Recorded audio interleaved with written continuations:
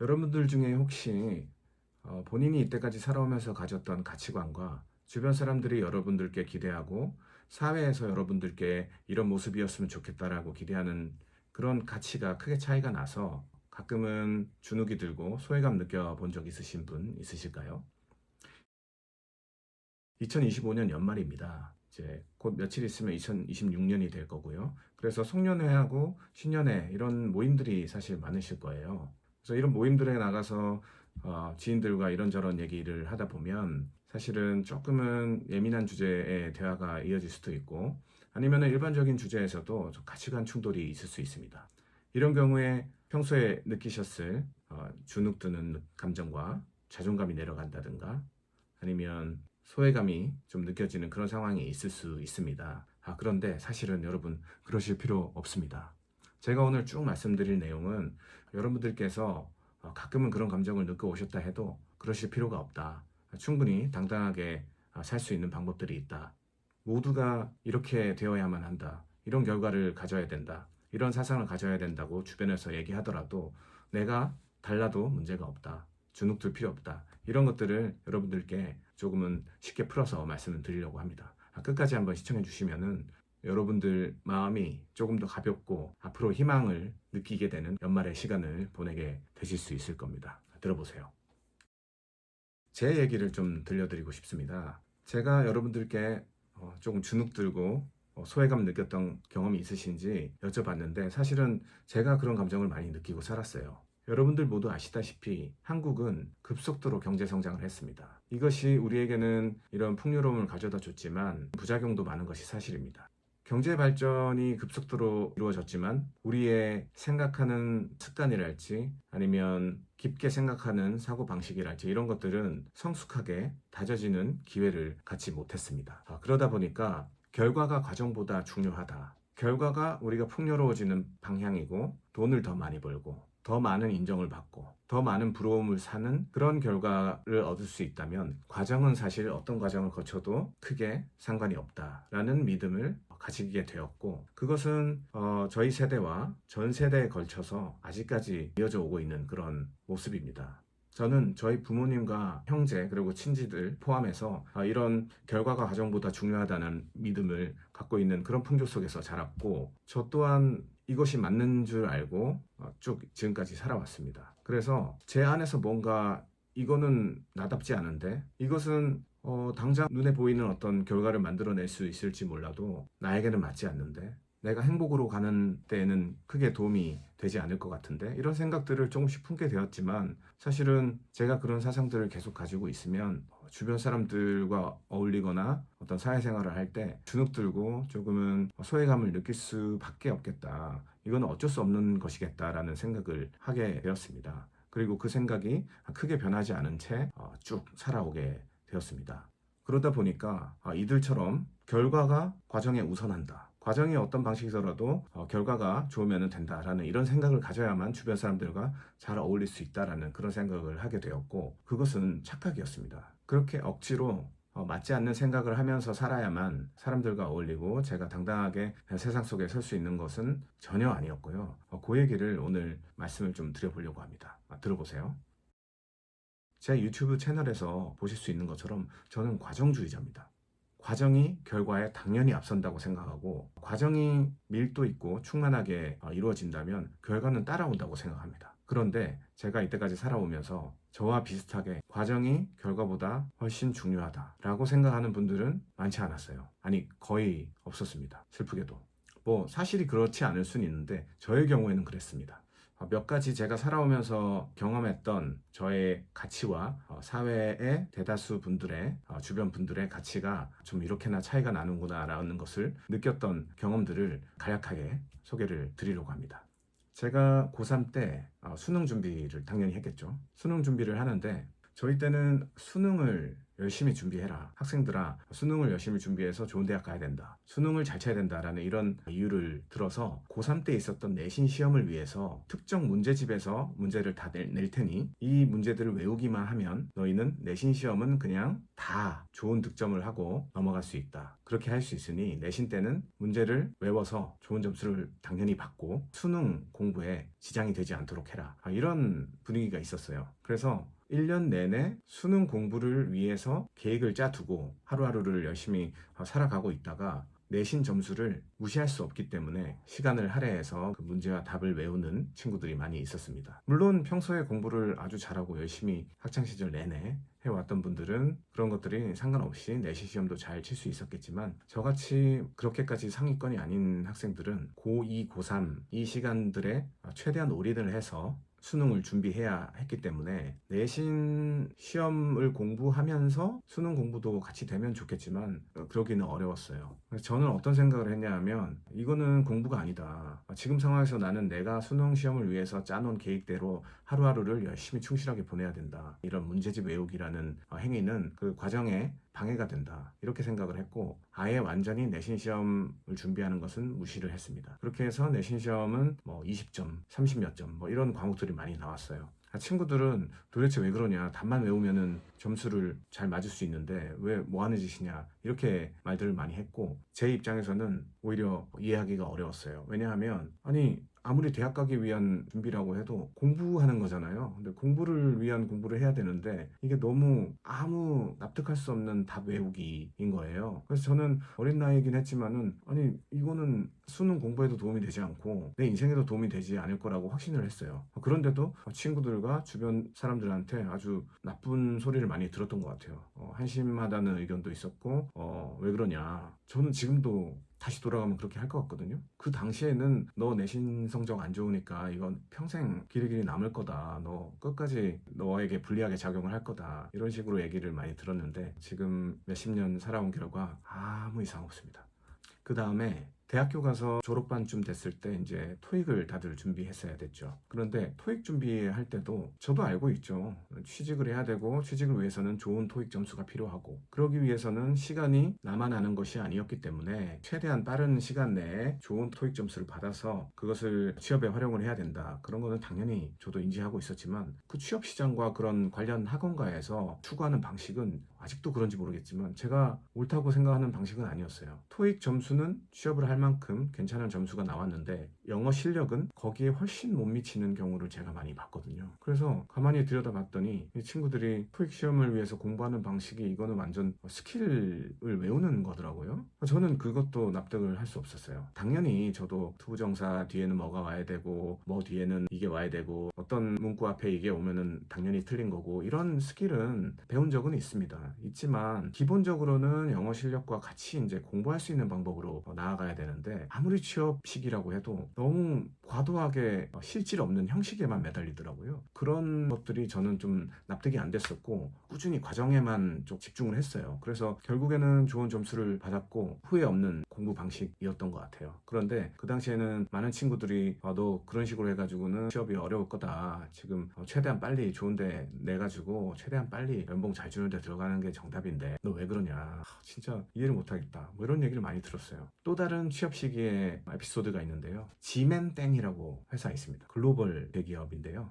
여기에 제가 면접을 간 적이 있어요. 근데 면접관께서 하신 말씀이 질문이죠. 이때까지 살아오면서 어떤 일을 어떻게 했냐 이런 정확히 제가 질문 떠오르지 않는데 그런 질문이었어요. 거기에 제가 답변을 어떤 식으로 했냐 하면 저는 가시적으로 보이는 결과도 중요하지만 그거는 과정을 열심히 충실하게 했을 때 따라오는 거고 결과보다는 과정이 중요하다. 이런 식으로 제가 대답을 했습니다.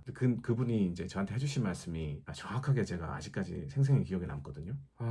진짜 피곤하게 사시네요. 그렇게 살면 좀 힘드실 텐데 성공하기는 좀 어려우실 것 같네요. 이런 식으로 얘기를 했습니다. 거의 똑같아요. 기분 나쁘고 무시받은 느낌에 앞서서 조금 슬펐습니다. 제가 남한테 피해를 주겠다는 것도 아니고 범죄를 저지르거나 부당한 방법을 이용해서 다른 사람을 깔아뭉개겠다라는 그런 방식도 아니고 제가 생각했을 때는 크게 욕을 듣거나 무시를 당해야 될 만한 가치는 아니라고 생각했는데 그런 식으로 제 인생을 예언을 해버리시니까 갑자기 놀라기도 하면서 조금 안타까웠어요. 왜들 이러지?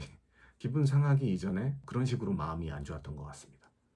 사실 조금 더 말씀드리면 자랑은 아닐 수 있지만 저희 가족이나 친지들에게도 사실은 제가 생각하는 그런 가치는 인정받지 못했어요. 공감받거나 존중받지 못했고 아직도 크게 공감이나 존중받고 있지는 못합니다.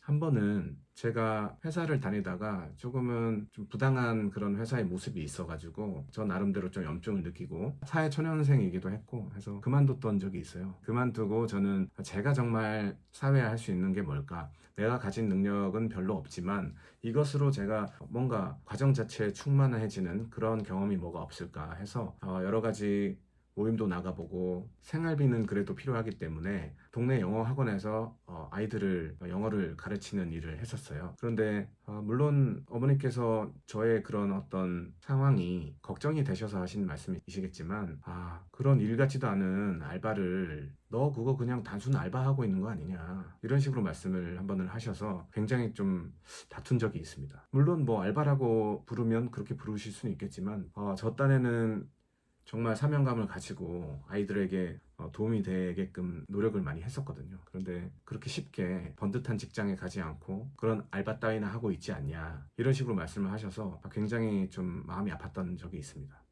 제가 어떤 가치를 갖고 있고 어떤 식으로 과정을 중요시 여기는지는 전혀 보지 못하셨던 거예요. 저에 대한 걱정은 있으셨겠지만 저희 막내 삼촌이 계십니다. 교장 선생님을 하셨고 고등학교에서 현재는 퇴임한 상태신데 몇 년 전에 이런 질문을 하셨어요. 삼촌께서 부동산에 관심 많으시고 실제로 뭐 투자도 성공적으로 하신 경험이 많이 있으신 분인데 너 부동산에 대해서 많이 알고 있냐? 아파트 살 생각을 왜 안 하냐? 이런 식으로 말씀을 강하게 좀 몇 차례 하셨어요. 근데 저는 아직까지 제가 경험하고 싶은 것들이 많이 있고 아파트도 중요하지만 부동산도 중요하지만 제가 조금은 더 시간이 필요하다. 경제적인 것 포함해서 다른 부분들에도 조금 더 시간을 들이는 과정이 필요하다. 그 부분 내가 점점 관심을 갖고 쌓아나갈 예정이라는 식으로 이제 말씀을 드렸고 현재는 관심이 없다로 들리셨나 봐요.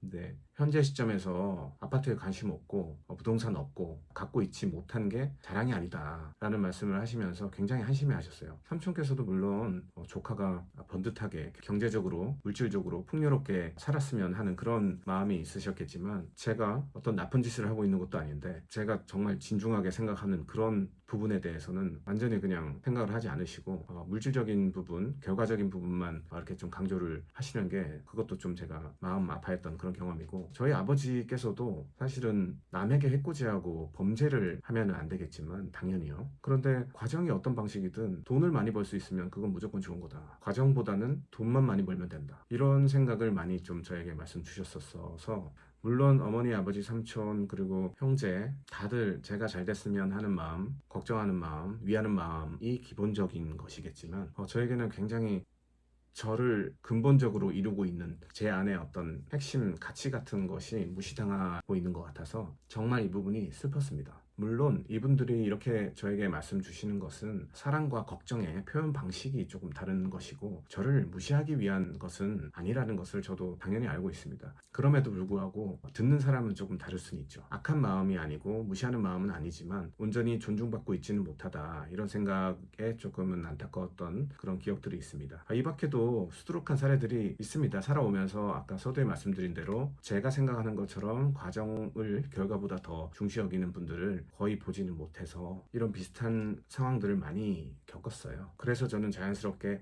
나는 주변 사람들이 이해할 수 없는 그런 사람이구나. 당당하게 남들 앞에서 살기는 쉽지 않겠다. 이런 생각을 무의식적으로는 했던 것 같아요. 매사에 제가 뭐 그렇다고 주눅 들어가지고 고개 숙이고 다니고 이건 당연히 아니었지만 조금은 돌연변이 같은 느낌? 다들 한심하게 나를 느낄 수 있겠구나. 그런 생각들이 조금은 지배적으로 제 안에 있었던 것 같습니다. 그런데 여러분들 중에 저와 비슷한 것을 느끼고 살아오신 분들이 계시기 때문에 이 영상을 지금까지 보고 계신 거겠죠? 결론적으로는 그런 생각을 가질 필요가 없었어요. 세상과 주변 사람들이 그렇다라고 해도 여전히 우리는 우리의 가치를 그대로 가지면서도 당당하게 멋있게 살 수 있는 거였어요. 그 얘기를 좀 드려보려고 합니다. 그렇게 힘이 빠진 상태로 조금은 주눅이 든 상태로 살아오다가 이거를 제가 깨닫게 됩니다. 결과가 아니라 과정을 선호하는 것은 오히려 결과주의를 가진 사람보다 훨씬 뛰어난 기질이구나. 왜냐하면 결과 중심주의를 가진 사람들의 그 배경과 왜 그렇게 실질보다는 껍데기에 중요도를 많이 두는지 그 배경을 조금은 알게 되었거든요. 뭐냐면 결과를 과정보다 훨씬 위에 두는 것은 과정을 견디지 못하기 때문입니다. 과정을 즐기지 못하기 때문이에요. 본능에서 비롯되는 허세의 감정을 뿌리치지 못하기 때문입니다. 그리고 제일 중요하게 남과 다른 것을 견디지 못합니다. 제가 이걸 알게 되었어요. 그런데 여기서 오해하실 수 있어서 한 가지 말씀드리면, 결과를 중요시 여긴다고 해서 다 무슨 노력을 안 하고 허세가 막 엄청 많고 이런 말씀 드리는 건 아니에요. 결과가 당연히 우리 삶에 있어서 중요하고 결과를 내기 위한 과정이잖아요. 어떠한 목표를 이루기 위한 그런 과정이 있을 텐데, 제가 말씀드리는 것은 과정에 대한 중요도를 너무나도 좀 낮게 보는 그런 경우에 대해서 말씀을 드린 겁니다. 과정의 중요성을 아는 사람은 어떤 가치를 가지고 인생을 살아야 하고 또 어떤 가치를 갖고 인생을 살고 싶은지에 대한 기준이 있는 사람들입니다. 그 기준이 명확하게 딱 어떤 사명처럼 드러나 있는 것은 아닐 수 있습니다. 그러나 내면에 그런 가치의 형태가 자리 잡고 있는 것입니다. 이 사실들을 알게 되면서 저는 과정을 이렇게 중요시 여기는 것이 나쁜 게 아니구나. 정말 어떻게 보면 가치가 큰 것이구나. 스스로에 대해서 어떻게 보면 거꾸로 자부심을 가져도 되겠다. 이런 생각을 하기 시작했고요. 저의 이런 생각은 점점 강화되기 시작했습니다. 사회가 요구하는 방식대로 어떤 모습을 가지면 너에게 존중을 주겠다, 이런 방식에 집착하지 않고 제가 쭉 했던 활동들이 있습니다. 우선 독서와 글쓰기를 제가 좀 꾸준히 했어요. 아주 유명한 책들이나 고전 이런 것들 제가 다 섭렵하고 이런 건 절대 아니고요. 한 10년쯤 전부터 정보를 저에게 주는 서적 이런 것들도 보긴 했지만, 그보다는 생각을 하게 하고 어떤 답이 없는, 정답이 없는 문제에 대해서 사유를 많이 하게 해주는 그런 철학서나 소설, 기타 비문학 책들을 많이 봤습니다. 그리고 그로부터 얻은 깨달음이나 제가 갖게 된 생각들을 글로도 표현을 해보기도 했고요. 그러는 과정에서 인간 심리가 이렇게 돌아가는구나, 내 생각은 어디서 왔지? 이런 생각들을 하게 되면서 사람들의 행동이나 심리에 대해서 조금 깨달음이 깊어졌고, 사람이 살아가는데 어떤 게 중요한지 이런 것들을 깊이 생각해보고 깨달을 수 있는 계기가 되었습니다. 독서와 상관없이 제가 평소에 생활하면서 느꼈던 그런 감정이나 생각, 그리고 갑자기 찾아오는 그런 아이디어 같은 것들을 간단한 에세이 형식으로도 많이 썼었고요. 그러면서 세상에 정답은 없지만 개개인마다의 여러 가지 답이 될 수 있는 옵션들은 많이 있을 수 있구나, 이런 것들을 제가 알게 됐습니다. 그리고 제 몸에 맞는 운동을 꾸준히 했어요. 저 같은 경우는 수영, 테니스 이런 것들, 러닝, 등산 이런 거 즐겨 하고요. 또 제 몸에 맞는 음식을 찾아서 먹었습니다. 그리고 요리도 시켜 먹고 단순히 사 먹고 이런 게 편하긴 한데, 제가 선수 좋은 재료로 시간이 좀 걸리더라도 요리를 제 몸에 맞게 제가 좋아하는 형태로 요리를 해서 먹었어요. 그리고 일상을 기록을 하기 시작했습니다. 그냥 생각만 하고 하루하루를 기록하지 않고 살아가다 보니까 회사 생활이 하루하루 아주 금방 지나가서 한 달, 두 달, 1년이 금방 가버리고, 세세한 것은 기억이 잘 안 나는 것처럼 그렇게 시간이 확 지나가 버리고 기억에 남는 거는 없더라고요. 그래서 일상을 기록을 하기 시작했고, 지금도 계속 하고 있는 것인데요. 저는 월간 다이어리를 적습니다. 1월부터 12월까지 전체 다 있는 연간 다이어리가 아니고요. 월간으로 이렇게 얇게 되어 있는, 여기 보시면 이런 식으로 있습니다. 그래서 월별로 얇은 다이어리로 하루하루 단위도 기록을 하고요. 한 주 단위로도 관리를 하고 있습니다. 그래서 뭐 이게 굉장히 거창하게 하는 것이 아니라 어떤 일이 있었고 제가 어떤 느낌을 받았고 어떤 생각을 했는지 이런 것들을 현재에 집중을 할 수 있게 해줘서 어떻게 보면 조금 더 풍성한 인생이 된 것 같습니다. 또 말씀드릴 것은, 저만의 방식으로 집안에 있는 물건을 정리를 하고, 제가 적어둔 저만의 지식을 정리를 하고, 디지털 기기 내 파일도 저만의 방식으로 정리를 싹 하고 살아가고 있습니다. 그 중에서 가장 중요한 것은 메모 정리인데요. 생각과 아이디어가 찾아올 때마다 해놨던 그런 메모들을 메모끼리 유기적으로 연결을 하고, 그 메모를 주기적으로 정리하는 작업은 저에게 아주 큰 도움이 됐습니다.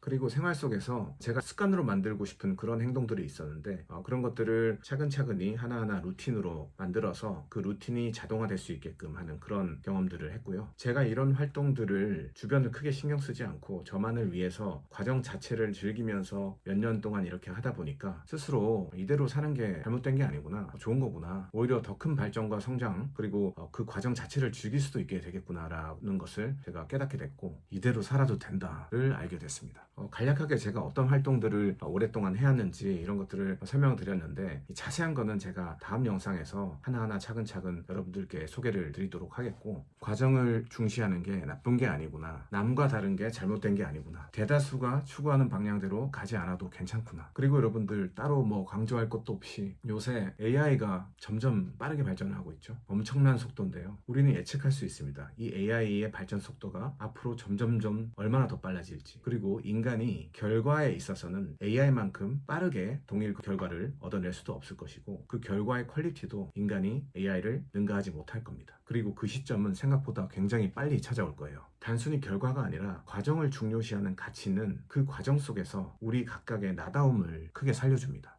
나만이 가진 과정, 나만이 겪어온 거, 나만의 스토리, 나만이 느낀 거, 이런 것들이 나다움을 이루는 것이고, 그것이 우리를 남과 다르게 만들고, 그것이 우리를 우리이게 만듭니다. 그래서 이런 나다움을 밀고 나갈 수 있는 능력은 AI 시대에도 여전히 인간이 인간이게 하는 그런 특질입니다. 이런 배경이 있기 때문에 살아가는 과정 자체를 충만하게 만드는 것이 정말 중요하겠구나, 이렇게 계속 살아도 되겠구나 하는 것에 대한 그런 확신을 제가 가질 수 있었어요. 상세하게 말씀드리진 못했지만 제가 몇 가지 활동들을 이렇게 쭉 해왔다고 했잖아요. 이런 활동들을 하면서 저에게 좀 변화가 있었습니다. 대다수가 추구하는 그런 가치에 대해서 제가 따라가지 않는 것에 대해서 이상하게 보는 시선들이 있었을 거잖아요. 지금 보시는 분들도 사실은 그런 경험들이 있으셨고 좀 답답한 부분이 있으니까 공감을 해주시는 거라고 생각을 하는데, 이런 시선이 있고 좀 한심해하고 이상하게 여기고 그런 시선이 있음에도 불구하고 타격이 없습니다. 정신적으로 별 타격이 없고요. 마음의 어떤 상처나 소외감을 받지 않고 있는 그대로 현상을 받아들이게 됐습니다. 그리고 오히려 그렇게 저를 바라보거나 조금은 답답해 하시는 그런 분들을 제가 오히려 조금은 관대한 시선으로 바라보게 됐습니다. 어떻게 그렇게 됐냐고요? 이걸 알게 돼서 그래요. 우리가 어린아이들이나 아니면 여러분들이 이미 익숙한 뭔가를 그것을 처음 하는 사람한테 가르쳐 준다라고 가정을 했을 때, 어떤 실수를 하거나 잘 못할 때 여러분들은 욕하고 미워하고 이렇게 합니까? 조금은 질책하는 그런 말을 할 수는 있어도 미움과 혐오를 하지는 않죠. 왜냐하면 몰라서 그러기 때문입니다. 지금 우리가 얘기하고 있는 이 주제도 마찬가지예요. 세상에 더 반짝반짝 멋있게 존재할 수 있는 가치가 얼마나 더 많은지, 그런 가치가 어떤 모습인지, 어떤 것들이 있는지, 그런 가치를 가졌을 때 어떤 느낌인지, 그리고 자기 안에도 그런 비슷한 게 이미 있다는 것을 몰라서 그럽니다. 그렇기 때문에 오히려 관대한 눈으로 바라보게 되는 거예요. 물론 그런 눈빛을 받을 때 유쾌하지는 않겠죠. 아직까지. 당연히 저도 사람인데. 근데 그거에 대해서 막 미워하거나 나쁜 감정은 갖지 않게 됐어요. 그러면서도 당당하게 됐고, 살아가는 과정 자체가 좀 단단해지고 당당해진 것 같아요. 뿌듯하고 기쁜 마음이 수시로 찾아옵니다. 자본주의 사회에서 물질이나 돈, 결과의 가치가 당연히 중요합니다. 저도 이 사회의 일원으로서 당연히 인정하는 바고, 그렇지만 어떤 결과의 상태를 추구는 하되 거기에 집착하지 않게 됐어요. 만약에 과정에 충실한 시간을 보내서 뭔가를 얻어낼 수 있다라고 하면 그거는 보너스 같은 거지, 이게 없으면 큰일 나는 그런 것으로 여기지는 않게 된 거죠. 그러다 보니까 삶의 주도권은 언제나 저 자신에게 있게 됐고요. 그 주도권을 항상 느끼고 살아가고 있고, 그러다 보니 또 매사에 후회가 없게 됩니다. 내가 당당하게 생각해서 당당하게 선택한 거니까요. 그리고 과정에 집중했기 때문에 당연히 결과만 중시했을 때보다 후회가 덜하죠. 결과적으로 대부분의 사람들과 오히려 잘 어울리게 된 것 같아요. 조금 부끄럽지만요, 사실은 이렇게 제가 조금씩 변화하면서 저를 좋아해 주시고 제 가치에 대해서 굉장히 존중을 하는 쪽으로 이렇게 바뀌신 분들도 많이 보긴 했습니다. 참 감사한 일이죠. 여러분, 저 5년 전만 해도 저도 명절에 가족들, 친지들 이렇게 모이고, 또 연말 연초 친구들 모임 갖고 이러다 보면 가치관이 충돌하는 그런 경우들이 적지는 않았었어요. 그게 뭐 싸움으로 이어지거나 그런 건 아니지만 굉장히 내면에서 뭔가 각자 좀 부딪히는 거죠. 그런 경우들이 많이 있었기 때문에 사실은 조금 자존감도 떨어지고, 왜 나는 대다수가 생각하는 그런 가치대로 사는 것이 맞지 않다고 느끼는가, 이런 자기 비하까지도 조금 있었던 적도 있었고, 주눅이 많이 들었었죠. 그리고 그것들이 저의 문제라고만 생각을 했습니다. 그런데 아니었어요. 절대 그렇지 않습니다. 나에 집중하고 어떤 목표나 목적으로 가는 과정 자체에 집중하는 그런 노력과 충실한 생활 습관이 지금의 저를 만들었고요. 사실은 그 과정에서 저를 직접적으로 응원해 주시는 사람은 없었습니다. 그렇지만 저는 제 자신을 믿었어요. 나만의 가치와 내가 생각하는 과정에 집중해도 된다. 그렇게 해도 충분히 당당해질 수 있다. 그런 생각을 갖고 쭉 살다 보니까 자연히 당당해지고 자신감도 올라가고 자존감도 올라갔습니다. 또 그러니까 당연히 과정에 집중한 게 아주 좋은 결과로 나타나는 경우도 점점 많아졌어요. 제가 이렇게 변하기 전까지 느꼈던 지배적인 감정은 나는 왜 인정받지 못하지? 나는 왜 다르지? 생각이. 나는 내 사상이 잘못된 거라고 생각하지도 않고 틀렸다고 생각하지도 않고 남에게 어떤 안 좋은 영향을 끼친다고 생각하지도 않는데 왜 이런 소외감을 느껴야 되지? 이런 감정들이었어요.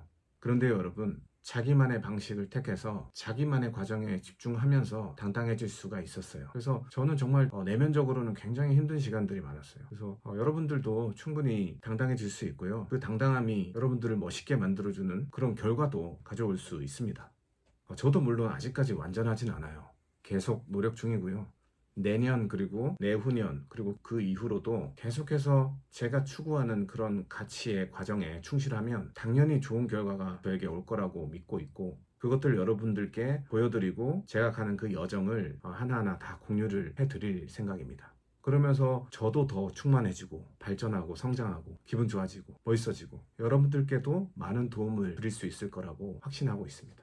연말 연초 모임이 많을 시기입니다. 제 영상을 이렇게 쭉 봐주고 계신 분들이라면 조금은 소외된 감정, 조금 안타깝고 그런 주눅드는 감정을 약간은 느끼실 확률이 클 거예요. 그래서 제가 오늘 쭉 말씀드린 이 내용들을 한번 생각을 좀 해보셨으면 좋겠습니다. 여러분들께 제 경험과 스토리가 조금은 힘이 될 수 있지 않을까 이렇게 생각을 해서 영상을 찍어 올립니다. 영상에 도움이 되셨다면 앞으로 제가 올릴 영상들도 계속 봐주시면 좋겠습니다. 여러분, 주변의 기대에서 벗어날 때 기대되는 삶이 시작됩니다. 저와 함께 가시죠.